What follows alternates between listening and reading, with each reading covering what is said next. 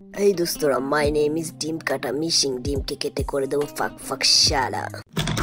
আর মালিক, আমাকে এখানে রাখছো কেন? তো আমাকে কেটে ফাঁক ফাঁক করে দিবে। আরে শালার মালিক, আমাকে কেটে একবার ফাঁক ফাঁক করে দিল। আও! আরে মালিক, তুমি আমাকে কি করতেছো? থাপ থাপ করে উঁচু করে ফেলতেছো।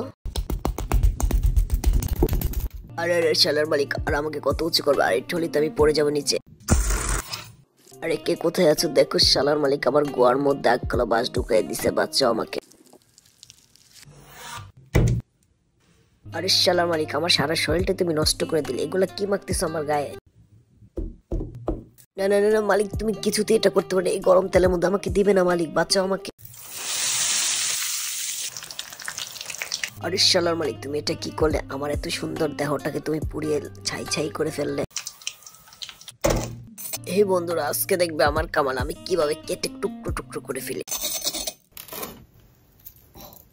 এই বেশি দেখাস না, বিয়ে দিয়ে দেবো, কেন্দ্রে মরে যাবে। না থাকে লাইক কমেন্ট শেয়ার, আমার চ্যানেলটি সাবস্ক্রাইব করে আসো বন্ধুরা নেক্সট ভিডিও দেখার জন্য।